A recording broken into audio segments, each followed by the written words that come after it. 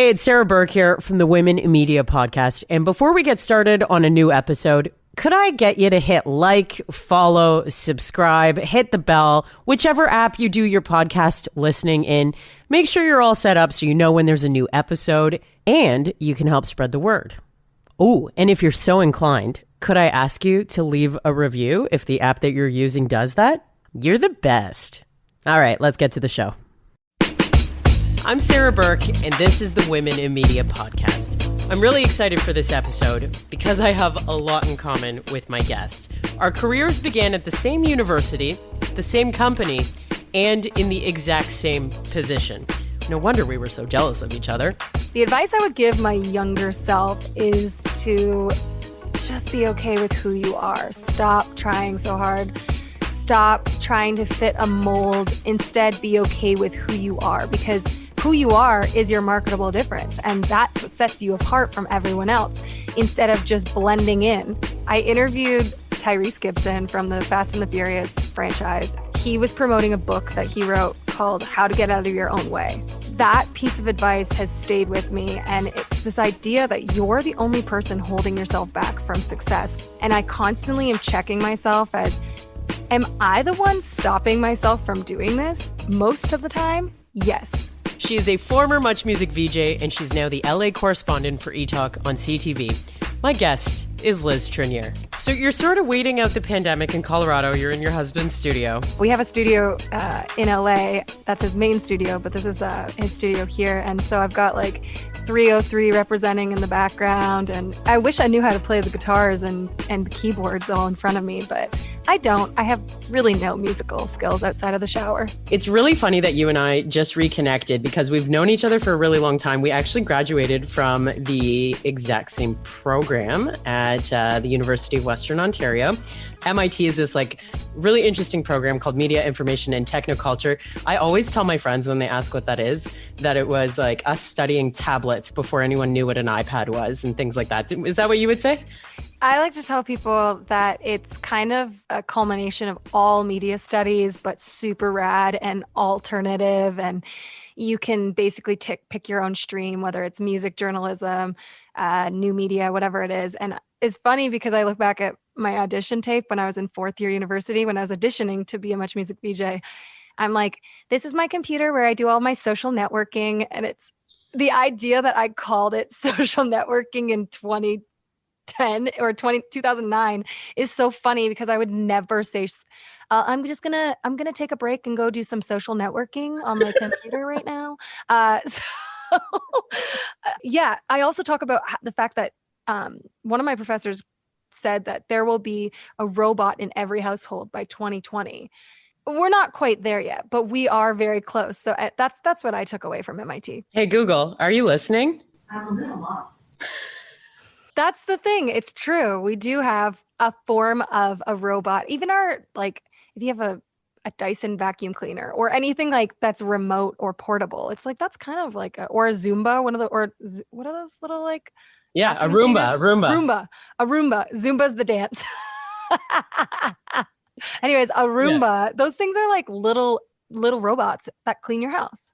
Yeah, I totally have one, and it's totally connected to my network. We studied all of this, how it was going to become like something that's more in the background instead of something you have to like physically do, which is crazy. So also funny that we just reconnected because as I was putting together this podcast and, getting ready for my launch, I thought to myself, I was thinking about like some of the heavier topics about women in media, and I was like, when in my life have I, felt like jealous or like wishing I had someone else's career? And I thought back to a time where I was so insecure, and you and I had both just got hired on at Corus Entertainment as summer cruisers. This is like the entry level, radio job where you drive the summer car around for a living.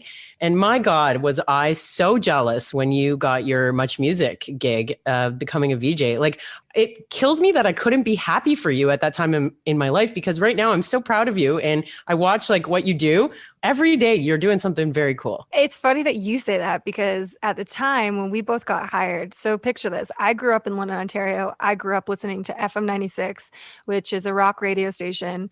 And I knew that I wanted a career in television. That was like my number one goal, but I was, 20 and I was kind of just figuring baby steps as to how I could get into the industry. Did I want to do music? Was I wanting to do music licensing, which is still a passion of mine, but I had all these avenues and I just figured why not try out for this radio job? And when I tried out, I thought I nailed it. I was like, oh yeah, I like won over the room. I had them laughing. I knew a few people in the room. They were kind of homies from the scene in London, Ontario. And then this Toronto kid comes in and she gets FM 96 and I get put on the oldies like rock station. And I got to tell you, the only thing I vibed with, I was like, I used to have to talk about bands that I was like, oh gosh, like, I'm not an oldies fan, but now I am, you know what I mean? It opened up. I was such a new music kid at the time and new rock music, especially. But then because of that job, it opened my eyes to a whole new chapter of like music obsession in my life. And I'm so grateful for it. But at the time I was so pissed at you because I was like, how did you get FM 96? Like, that's my shit. Like, Kings of Leon is my favorite band. Like, come on. Like, well, it's great you mentioned Kings of Leon because I literally remember you at a Kings of Leon concert saying to me as we crossed in the hallway, you said, oh, I'm going to the bathroom, Sex on Fire. Like, I like them before this song. I remember that. What a brat. Okay. For anybody listening, I am not a total turd Ferguson. Like, geez, whatever. I would have said that about like oldies at the time. I feel like I liked oldies and FM 96 opened me to new music. It's so funny. We've had like very intersecting but different experiences with this whole thing. My point though, I think we both can celebrate each other now, comfortable in our own skin, although it hasn't always been easy. And I think part of that is because when you are first getting into this industry, it's a little intimidating. What do you remember about even your time like starting at Much Music, which is a huge gig for a young woman? Before I get to Much Music, I need to just add that I tell my husband all the time, I admire anybody in radio so much because radio, it's in so many ways, it's singular, right? Like you can just hear it. And with TV, I have my expressions, I have my face, I have, I can like kind of make a face and people know what I'm thinking. I can use my hands. And I was so bad at radio. So it's a good thing that you are the queen of radio. And I ventured off into my own lane because gosh, like radio gives me like the sweats. Like I get like super nervous and I'm just caught up on all my words and stuff. At the beginning of my career, when I first won the Much Music VJ Search, just to give you some perspective, 3,999 kids didn't win. So there were 4,000 kids who were competing in the competition. I say kids, I mean, there was not kids, but 4,000 people were auditioning at the time. I won, so therefore 3,999 people did not win. All of their friends, all of their fans, some of them were YouTubers at the time, all of their families, everybody was setting me up to fail because everybody wanted their person, their pick to win. Not everybody, but I obviously had a fan base behind me and it was incredible support. But when you're 21 years old, you're moving to a new city, you're moving out of your parents' house for the first time. You are on national television within 4 weeks of you winning this contest. Twitter is popping off and people are just tweeting their every thought. It's, your hair looks ugly. Why is she standing that way? Why is she saying that?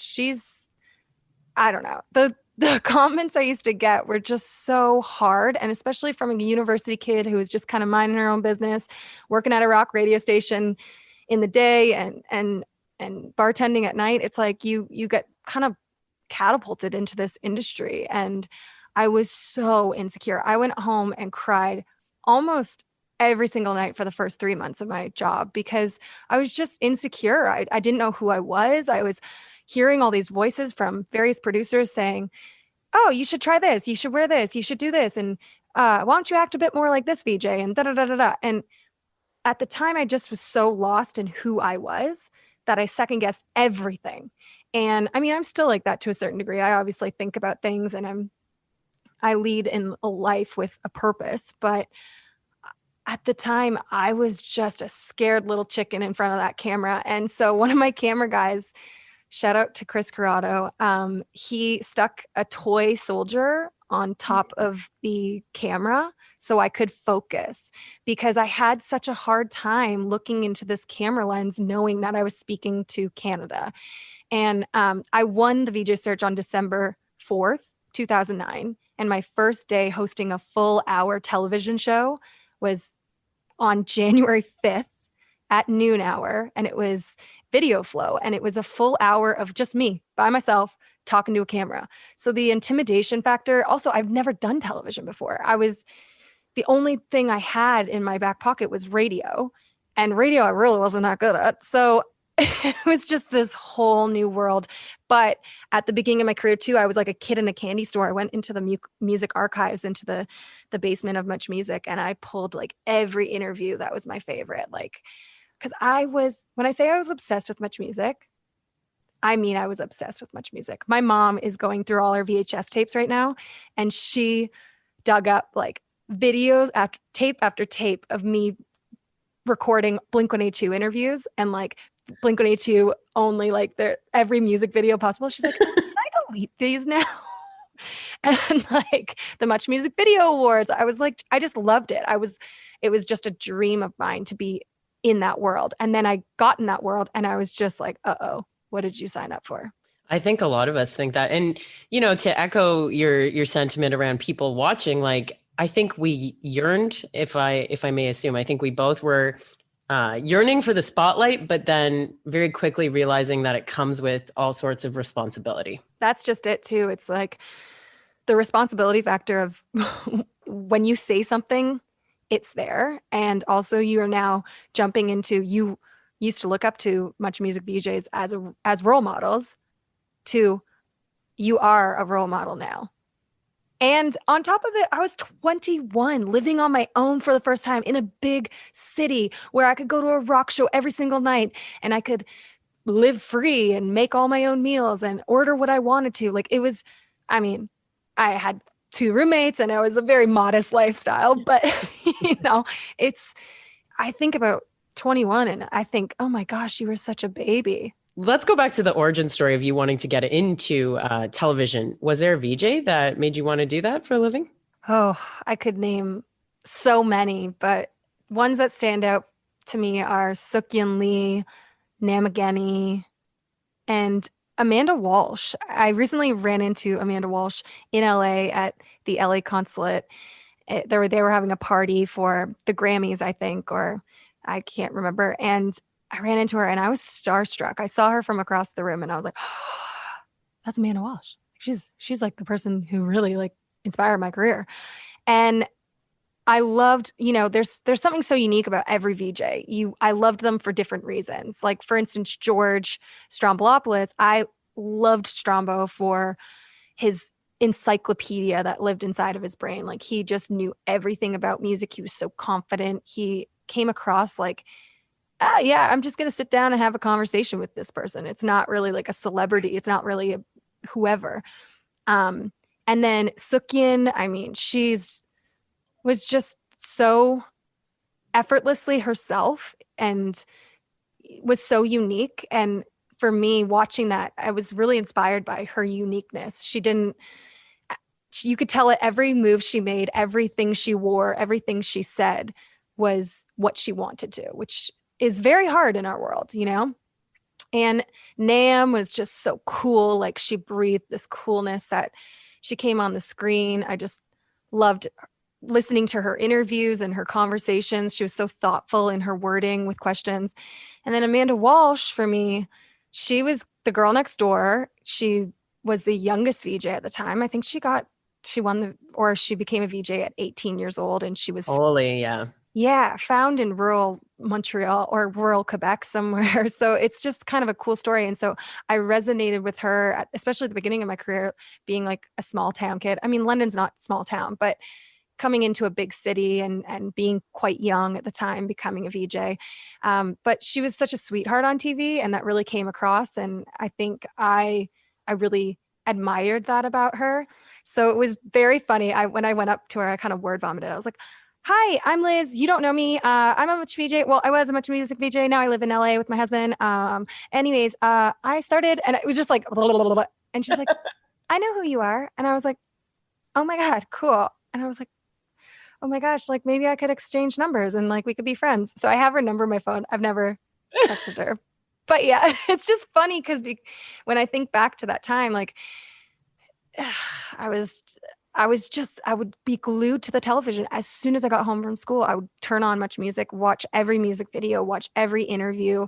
And Strombo actually just commented on one of my videos and on TikTok and said, they were so lucky to have you. And I literally texted 3 of my girlfriends being like, oh my gosh, like Strombo's a friend of mine now. But the fact that he said that means so much to me because it kind of is this validation. It's a career validation of like, thank you. Like it's a peer, but it's also someone who I looked up to so hard. I got a lot of that when I launched this podcast too, you know, hearing from former bosses and seeing like comments from people that I so respect in this industry has been a really cool part of it. And for any of those people who are listening, you know, I think it's really important that we take the minute to send those little notes because people in this industry are so insecure.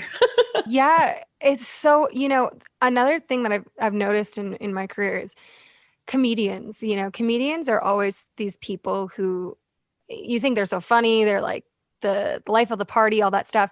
But then you realize that they're all so insecure. And it's so true. Everyone in this industry kind of second guesses it.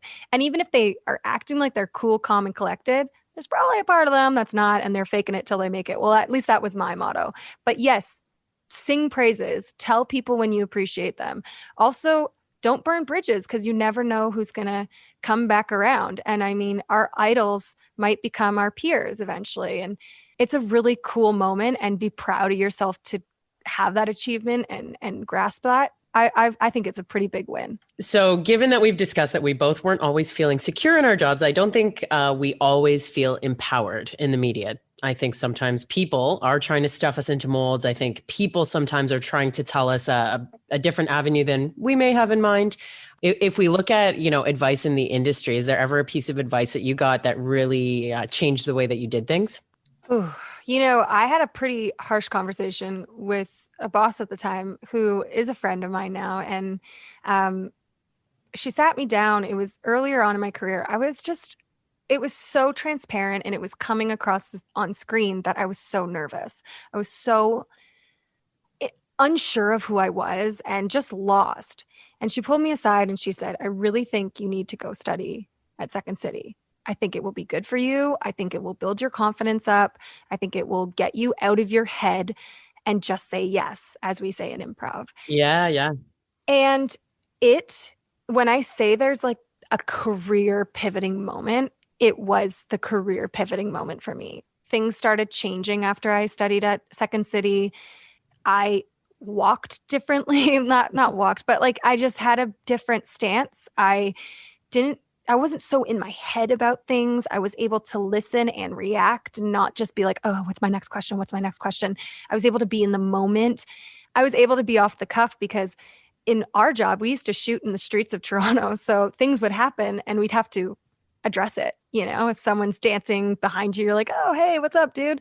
And I didn't have that skill or the confidence to embrace that and let that kind of like out of the control bubble, because television, you almost want to control every move. But that was what's so unique and special about Much Music, is that it was this off the cuff kind of vibey thing. Like you'd come back from commercial break, you'd have a Twizzlers in your mouth and you'd be like, what's up, everybody? Just eating licorice over here. And that's kind of what you grew to love about Much Music. So I credit her so much to that moment. And just at the time, I saw it as such a defeat. I was like, she thinks I suck. She thinks I'm the worst. I have to go do all this stuff that other people don't have to do. But now I look back at it and I was like, wow, what a huge career pivoting moment. And I just was leaps and bounds better after that. And I continued to own my craft and work on my craft after that. I kind of feel what you're saying there in, you know, how I used to work the phones at FM 96. I think that I, at one point, you know, realized that if I treated every call as if it was live on the radio, even though they were being recorded during commercial breaks or during songs, you could start reacting in, just a more you way. And it was a practice. It was a way to practice for interviews with like big artists. It was a way to practice everything else. And that's what's so unique about our jobs is we have this incredible opportunity to connect with these icons and idols around the world, and people we've looked up to, people we admire, people we listen to on our walk to work. And at the end of the day, they're just people. And that was another lesson that improv kind of, it taught me. It's just that you go home and you're tired, you want to take a nap, you want to like turn on your favorite comedy show. It's like we're all people, we all have problems, we all have insecurities.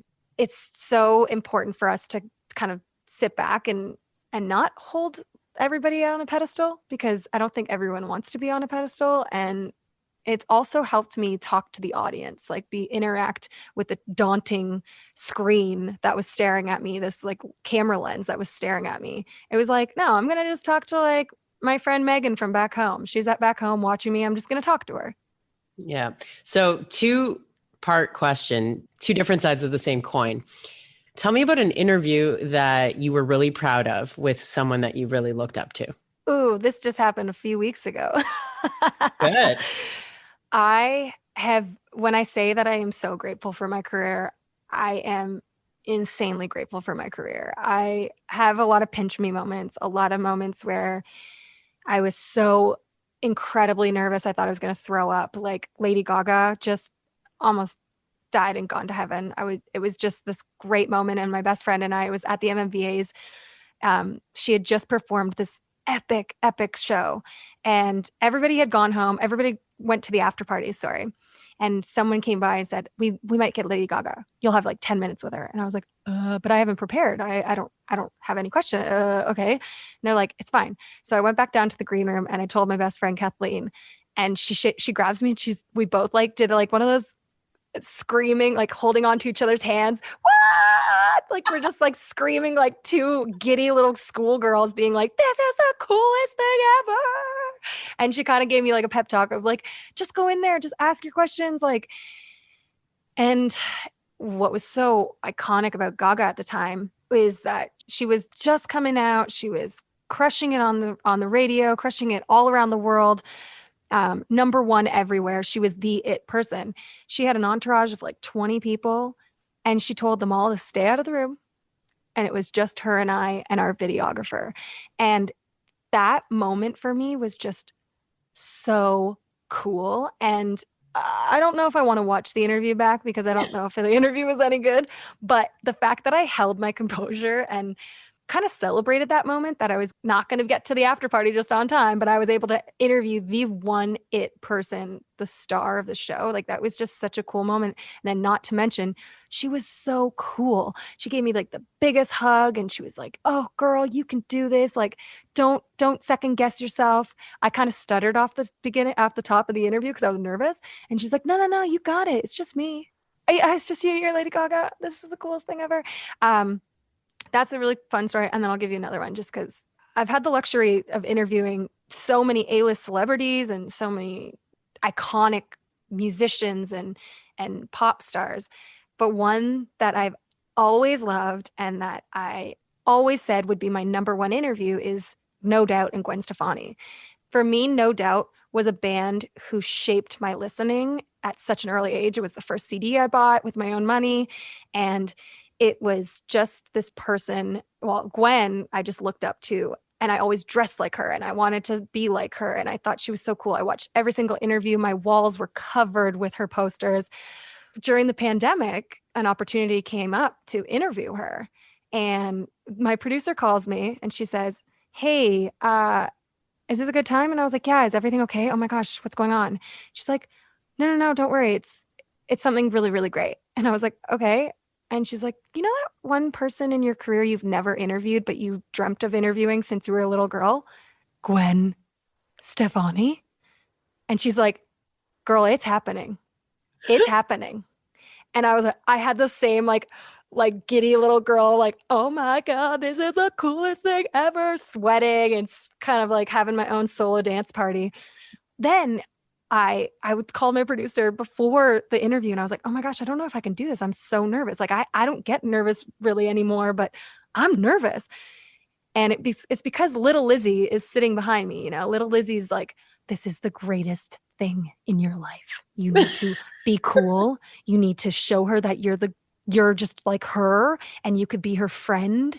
And I just put, just funny kid stuff. But yeah, so I did the interview and I will say it's the most proud I've ever walked out of an interview. I feel like we had so many great moments and we were just talking as friends. And at one point, multiple times she was like, that's a really thoughtful question. Oh, thank you for saying that. Or, I kind of word vomited out some fangirl stuff, but I think she could totally read my energy through a Zoom screen, which so much of my job is reading energy in a room. And with her, she was just like, I feel like I'm in therapy. And to me, it was just like, oh, girl, I just did a little victory dance. Like, you got it, whatever. And, I think it's moments like that where you can be in your craft, you can be doing a great job, and you can also interview someone who's changed your life. Like Gwen, for me, inspired me in so many ways. She gave me confidence to dress how I wanted to dress. She gave me confidence to be the only girl to join in a boy band. Like I picked up the bass guitar. I was total shit at bass guitar, but I was in a band at one point because of Gwen. And I think that confidence that she instilled in me at such a young age, it still resonates with me. It still sits. Little Lizzie's still inside, and little Lizzie was real stoked that day. Oh man, that sounds amazing. So what about an interview that went sideways, like where you had to recover? A lot of this podcast is going to look at us recovering in the spotlight, which is a hard thing. Oh, I mean, where to begin? Where to begin? Well, especially early on in my career, I used to watch like interview after interview that Strombo would conduct because I really loved his interview style, how it was so conversational. But unfortunately in our job, we don't always get the most time. So sometimes we're put on the spot for like 4 minutes. You have 4 minutes and that's it. And also sometimes, celebrities and artists are people too, and they're having a bad day. And the last thing I want to do is talk to you, Yeah, totally. The last thing I want to do is talk on television. Like I'm having a really bad day, So I guess one that really sits with me, and I it's just the best because I look back at the moment and it was so funny, but it was Juno's in Ottawa. It was freezing cold. When I say it was -30, it was -30. And I had a big faux fur jacket on and this little dress and pantyhose on, but pantyhose was the only protection from the cold. And I'm setting you up because I need you to picture this moment. My hands were numb. They were like blue. My co-host at the time, Jesse, was wearing like a blazer. Like we were just so underdressed, and the red carpet was outside. The red carpet was outside in the middle of winter in Ottawa. So people can understand that it was cold. William Shatner gets out of the car. He's the host of the show. He comes up, and it was a moment my mouth was frozen. And I was like, so, and we're live on TV at this time, but I could not get the words together because my mouth was so frozen. You were like shattering? Your teeth were like actually shattering at William Shatner. Like I was just like, and I couldn't get the word out. I was like, Justin Bieber, and it was one of these things like I could not get my thoughts together. I could not get my mouth to move. And he goes, is this going to take all day? Oh. And the embarrassment that I had, I was like, everybody's watching this back up. But my co-host at the time, Jesse, like totally swooped in, and he was like, excuse me, Mr. Shatner, she's just a little bit cold and a little bit starstruck. What she's meaning to say. And he picked it up and totally smoothed it over. But that's also a great example of your co-host having your back and having, being peers with your coworkers and people on your team. And I was so embarrassed after, but now I look back and I'm like, that is so funny. Like the fact that William Shatner burned me, it was so gold. And then after I don't think his wife realized that we were live on TV, and she was like, William. He's just like, I'm so sorry. That was not very nice. And I was like, it's okay. It's fine. I'm fine. Meanwhile, I'm just like frozen icicle, and this moment had just destroyed me, but it was fine. I got over it, and now we're good. It's only fair that I tell one too. I think, please do. And I think you'll appreciate this. So there was one time where I was going to get to interview Laura Jane Grace, and I had already interviewed, Tom Gable of Against Me before the transition. And you remember that big like Rolling Stone cover story and everything. Mm-hmm. Like that was a big part of media history, I think, too. Totally. But I was really excited at that thought. Against Me is one of my favorite bands, and because I was so in my head about that moment, it got to the point where I was like, my equipment for doing an interview on site is not good enough. Like I got to switch it up. I'm going to see what else I can use from work. So I went back to the newsroom at the time, AM 980, and got this large clunky device that recorded really good quality WAV files. I was like, great, sign me up. So I bring it to the venue. It was at the London Music Hall, and it's in one of the rooms there.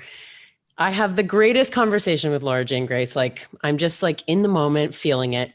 At one point, about like, I'm going to say like 16 minutes in, I look down and it's not recording. Oh my gosh, no.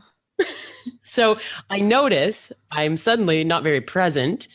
I wait till, Laura's done answering whatever the one question is. And she was talking about Slash at the time. Like I was so pumped and trying not to kill the moment. And then I was like, I just got to figure out one thing here. And like, that's an example of like, when you're not in the moment, the artist doesn't feel like connected to you. Right. So we were connected the whole way, suddenly out, not interested, annoyed, irritated. And like, that's someone I love so much. It killed me inside. It killed me. But you recover, you find your way back there's always another interview. There's always another time you might cross paths with that person. And one day, this is how I describe moments like that in the media business. It's like, you can feel your chest getting red. You can feel yourself getting hot, and you're like, yep, crawling into like your skin and being like, I'm just going to go melt into the wall. Bye. I picked this up from someone else, but it's a moment where you just wish, I've never wished that the world would just open up and swallow me whole. The idea of the world just parting, the actual earth and the ground parting, and then goodbye. Just, you're like, I'm just going to peace out for a little bit. Yeah, it's that transferred embarrassment. And we all feel it, especially anybody. I mean, you don't even have to do our job to feel that embarrassment. I mean, we've all been there. We've all had an interview go wrong, an interview with a boss, or a meeting with a boss that's gone wrong, and technical difficulty. Like there's everybody has those moments. Doesn't matter what career you're in. You have those moments. So good for you for recovering on it.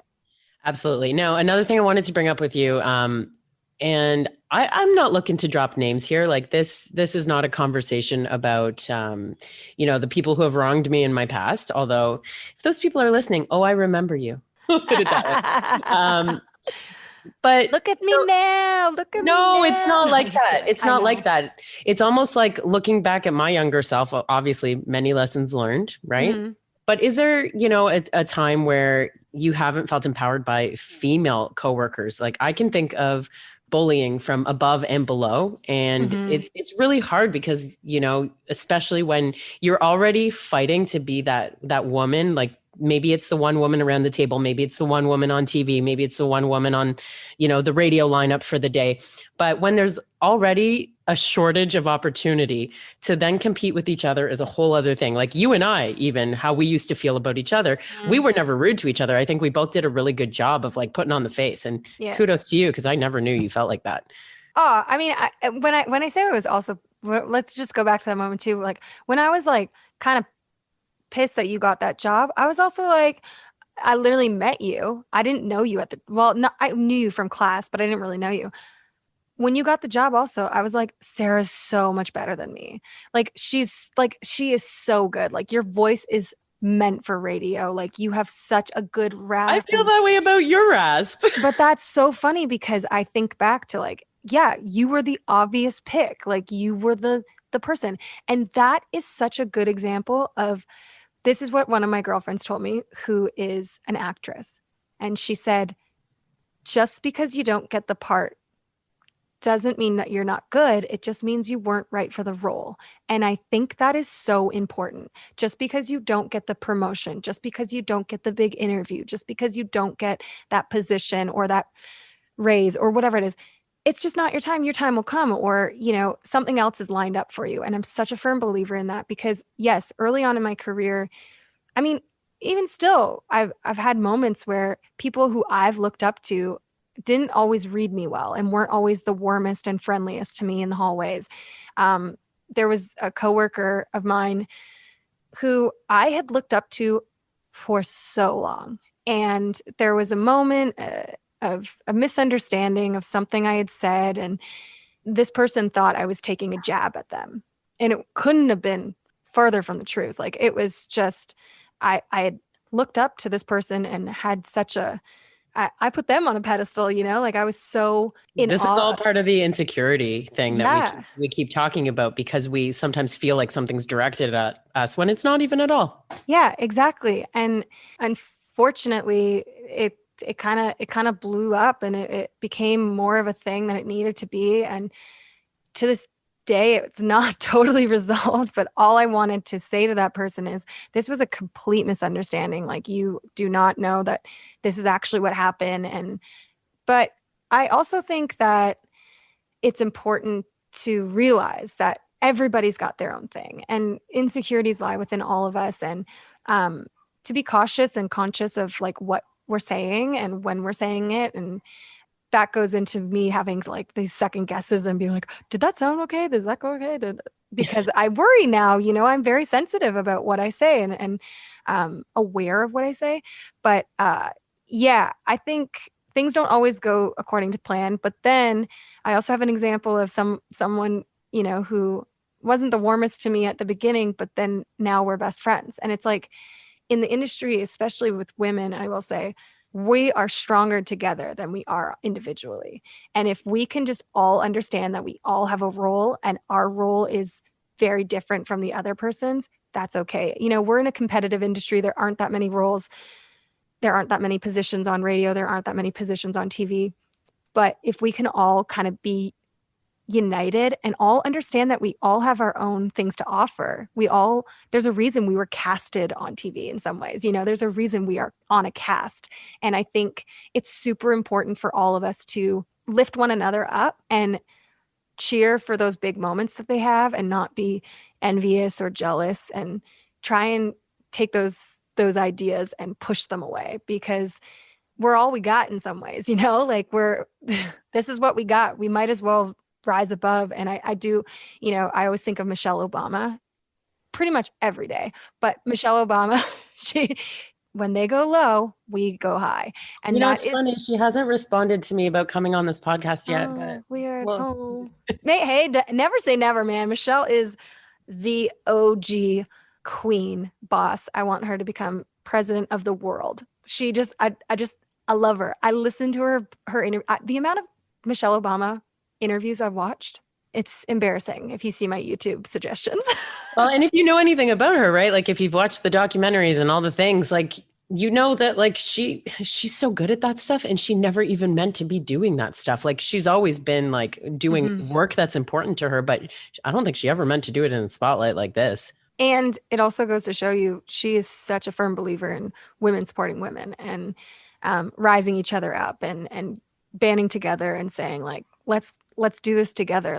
We're not in this alone. And Michelle Obama just is the epitome of a woman supporting a woman. And I think we all need those moments. We all need those reality checks. Trust me, we all can have our moments. We all can get in our own heads and have our own insecurities. But in my experience, be kind, be a good person, do a good job, and the rest will follow. You know, another lesson I learned early on is not everyone's going to like you, and that's okay. And that's Yeah. okay, and that's a hard pill to swallow, especially when you're starting out in your career. Not everyone's going to like you. Not everyone's going to like what you say. Not everyone's going to vibe with you. And that's okay. That's like, Because other people are. yeah, totally. And, for every 100 great comments you get, you'll get one that's sour and you'll remember that one. But that one will make you stronger. And also, it's okay that it exists. It's okay to have different opinions and butt heads. And again, not everyone's going to like you. Yeah. So I'm a very confrontational person. When something is not good, I like to talk about it right away. Yeah. And that goes for men and women in my life. That goes for it doesn't matter if it's professional or personal. Like, ask my sister how many times I've tried to be like, hey, I need to talk to you. And she's like, now is not a good time, Sarah. I know what you're about to say right now. So that's one thing. I wish women would talk to each other more, because there's so much assumption. There's so much getting in your head about something, letting it stew. When if you have the conversation, confrontation doesn't mean you're being a bitch. Confrontation means that you want to talk through something. You want to add perspective to what you've seen on a topic. And that is so valuable when, so many people are thinking in this narrow-minded space. Yeah. And I think that's such an important thing for all of us to remember, that, again, go back to each person is a person, and we all have feelings and we all have emotions and we all get in our heads and we all need to talk it out sometimes. But at the same time, I've also learned that just because it's time for me in my head, it's not time for everybody. Know your audience, be in a comfortable place to receive it, and vice versa. But I've lived by that. If I'm having an issue with anything, anyone, if there's been a misunderstanding, I want to talk it out. And I'm such a firm believer in talking it out, hashing it out, getting your point out, and then hearing their point and learning from that. And if there was a mistake made, owning up to it, accepting it. Yeah. I've got lots of mistakes that I've had to own up to, in and out of the spotlight. And that also helps you grow. Those are all lessons learned. So absolutely. Yeah. Well, it's been so nice talking to you. It's crazy to me. If you would have told Sarah Burke from 2008 that you thought those things of me at that time, that you were thinking I was perfect for the role, it blows my mind. It actually blows my mind. I wish I would have said that too. Instead, I was like, I'm going to act cool. I'm going to whatever. I mean, Kings of Leon. No, but we have to also preface this too. We were friends. We were definitely friendly. We would go out together and stuff like that. But it is funny to look back. I mean, we were both young and insecure, but to look at each other and having known that each of us had our moment of admiration for the other, it's if we just said, yo, girl, you do your thing. I should have been I'm stoked you got FM 96. I'm a bit jealous. I'm going to be perfectly honest, but it's okay. It's things worked out, I think we're doing a pretty good job. And yes, I want to hear 3 women that you think I need to have on this podcast in the future. 3 women. First up, I'm going to say my best friend, Kathleen Newman Bremang, because she is Refinery 29, right? Refinery 29. Yeah. Unbothered. She has, she was there the first day I auditioned to be a Much Music VJ. That was the first day of our friendship basically budding. I was trying to be friendly to her in the hall, and she's like, I'm not allowed to talk to the VJ contestants. Very funny. But then I won, and she, we were both just starting out. She was an intern, and then I got hired, and then she got hired. And so our careers have definitely been parallel in so many ways. But then she's just such a boss. She is the epitome of someone who has a goal, goes after it, and conquers it and rises above. She is paving a way for so many voices I really respect her writing. That's, I've always in my back pocket loved writing, and I feel like I loved it so much, but I never really felt like I could do it properly.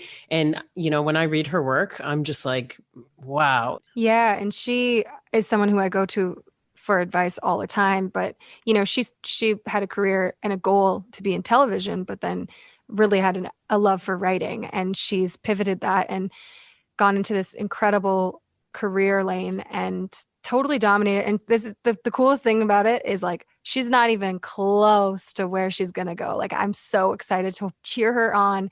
And she always used to say, she's like, I'm the Gail to your Oprah. And I'm like, no, girl, you're the Oprah, Gail's there too, and I'm just going to be the sidekick. Like, I'm going to be like the sound guy in the back rooting you on, you know what I mean? Like, it's so cool to watch her career just blossom. And she's so important in the Black community, but also just so important in our world too, just to be teaching lessons. And I'm constantly learning from her too about everything on the daily, about world issues, racist issues. She's changed my perspective on many things. Yeah. And I think she's so good with words. And I find that I'm not great with words, which is funny because I'm in television. But she is someone that is so good with words and so powerful with her words. And I just look up to her every single day. Another person I think you should have on your podcast is Kayla Gray. Kayla Gray, first time I ever met her, she gave me a hug at Soho House. I was wearing a white shirt and she had this beautiful red lipstick on it. And you know when you give like someone a hug and it's kind of an awkward angle? Oh, yeah. And she planted those red lips right on my shirt. And she was like, oh my gosh, I'm so sorry. I just got red lipstick all over your white shirt. And I was like, you know what? It's okay. And at the time, I didn't really know who Kayla was. She was starting out in media and she was kind of just starting. It was at the Soho House in Toronto and she was kind of looking to Kathleen and I for advice. Meanwhile, Kayla Gray, Miss Kayla Gray is one to watch. If you don't know who she is, you need to know who she is. She is a force to be reckoned with. She's on TSN. She is a woman in sports. That is a very tough industry, tough field. You know, there's not too many positions there. She's a Black woman in television, and she is leading the way and being a pioneer for Black voices in media. And I just am in complete and utter awe of what she's doing with her career. She's a mom. She's younger than me. She's wise beyond her years. You would never even know her age if she said it. It's just one of those things that she's an old soul, but she's a smart soul. And I think I just love her. I love that we are cheerleading other women on here too, who like maybe don't even know that they are killing it. Yeah. It's important to do that. It's important to rise each other up. And I think, I mean, you give me 3 names, but I could give you over 100. Like I have so many women in my life who inspire me on the daily and who are constantly rising me up. But meanwhile, I'm on the sidelines being like, you go, girl, you got this. Okay. So who's your last one? I would say Aaliyah Jasmine. You know, Aaliyah Jasmine is someone who has been in the media world. She was on MTV. I was at Much Music when we first met, but she decided to make a move to LA. And so in so many ways, she inspired me to move to LA and just kind of conquer that dream of mine. You know, my husband's in music, so it was a right move for us both. But watching what she's done, she's very passionate about the environment and animal rights. And she's such a great activist in our world and for our planet. But she's also I remember, you know, looking up to her, thinking she was so cool and thinking, I remember same thing. She just had like her shit together. You know what I mean? Like, and she was also so nice. Like when I first started, I was so intimidated to ever talk to anybody, any of the VJs at MTV, any of the VJs at Much Music. I was just kind of a scared little chicken. And she's, you know, like at a party once, she was like, hey, you're the new VJ. Congratulations. Your video was so great. Like, oh my gosh. Yeah. Have you met so-and-so? And was just so nice and kind of opened up in so many ways that I was surprised. And I don't know why I shouldn't have been surprised, but she is who you see. And I think it's definitely someone you should talk to. She's having a really incredible journey. I watched her a lot on TV when we were younger. She was like maybe just a couple years ahead of you on getting on MTV, maybe, right? Yeah, but she was just because MTV had started a few years before I started at Much Music. It was kind of a newer thing. It was like 5 years in when I had started on Much Music. Aaliyah is very smart. Like she's a very smart woman. And I always loved how articulate she was with her thoughts, and she always has a passion in her voice, and she's a great journalist, but she's also a great representation of a woman in media. Absolutely. Okay, well, thank you so much. I love how this all came out of like, I had posted about a band's record that I like, the new Teenage Wrist record, and you were like, hey, how come I'm not following you? This is weird. I saw them post about you. I saw them. They're my friends. They play in my husband's band. And it was like the weirdest, smallest world. I was like, it's very funny how the world and the universe works, but I do believe that things happen for a reason. I think it's important to have conversations, even, you know, like this is what, 12 years, 13 years later from us being at Corus Radio, these little baby disc jockeys, me with my raspy party girl voice, and we do have to dig up those tapes. Please not for this podcast. Liz sounded hungover, even if she wasn't, though, just for context. I also just lost my voice all the time. That was another thing I had to learn early on. I was like, how to keep your voice when you have a raspy voice and you have to talk for a living. It was amazing that we could both tell each other the things we admire about each other, and I loved it so much. Thank you for coming on. Oh, that's the representation of girl love. I love it. Back at you, lady. There was something so therapeutic about this episode. If you're enjoying what you've been hearing on this podcast, please subscribe wherever you listen and follow along for guest announcements and more at Women in Media Pod on social networks. That was for you, Liz. Until next episode, which will take us from entertainment to sports, I'm Sarah Burke. Thanks for listening. Hi, I'm Matt Kundle, host of the Sound Off Podcast, the podcast about broadcast. Every week since 2016, we've been bringing on broadcast leaders to talk about their experiences in radio, what they've seen, and where they believe it is all going. If you live and love radio, subscribe to the Sound Off Podcast with Matt Kundle wherever you get your podcasts. Another Sound Off Media Company podcast.